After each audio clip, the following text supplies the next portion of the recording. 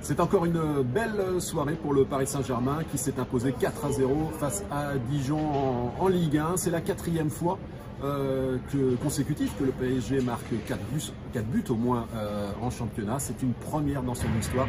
Jamais il n'avait réalisé une telle performance. Alors dans ce festival offensif, on retiendra bien sûr le doublé de Kylian Mbappé qui a été le véritable patron de ce match. En l'absence de Neymar suspendu, l'attaquant parisien s'est montré très entreprenant, altruiste, se créant beaucoup d'occasions et multipliant les gestes techniques de grande classe. Bref, un match extrêmement réussi. Alors, il y a quand même malgré tout quelques petits points noirs dans cette journée et qui montrent que la route pour les Parisiens jusqu'au 8e de finale retour le 11 mars pour la Ligue des Champions contre Dortmund ne sera pas un chemin de tout repos, avec pour commencer la blessure de André Di Maria. Dès la 17e minute, on a vu le milieu de terrain droit se toucher l'arrière de la cuisse droite et finalement céder sa place à Draxler. Alors il faut espérer, même si les premiers examens vont venir dans les prochaines heures, même si les premiers diagnostics sont assez rassurants, il faut espérer bien sûr pour lui que ce ne soit pas trop grave, car sinon cela remettrait sa participation au match de Dortmund en cause. Et puis il y a un autre point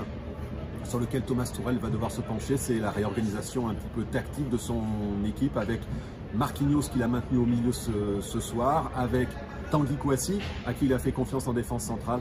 L'opération n'a pas forcément été très concluante. On a vu Kouassi parfois un petit peu en difficulté. Et comme Dijon n'est pas Dortmund et que Dortmund n'est pas Dijon, eh bien ça risque d'être un petit peu plus compliqué en Ligue des Champions. Donc il reste 2 matchs pour Thomas Tuchel pour revoir ce dispositif. Ça sera à Lyon en Coupe de France et dans une semaine face à Strasbourg en Ligue 1. Et puis pour terminer cette soirée, il faut évidemment parler de l'autre duel à distance que se livrent Edinson Cavani et Mauro Icardi. Eh bien ce soir, malheureusement pour lui, Edinson Cavani, qui avait marqué son 200e but il y a une semaine et s'était attiré les vivas du Parc des Princes ce soir, il a fait se prendre la tête à 2 mains par tous les supporters, car il a raté 2 occasions absolument immanquables, comme on dit, devant le but.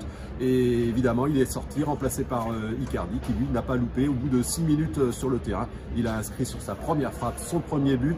La concurrence est donc relancée entre les 2 attaquants, mais ça, ce n'est pas forcément une mauvaise nouvelle pour Thomas Tuchel.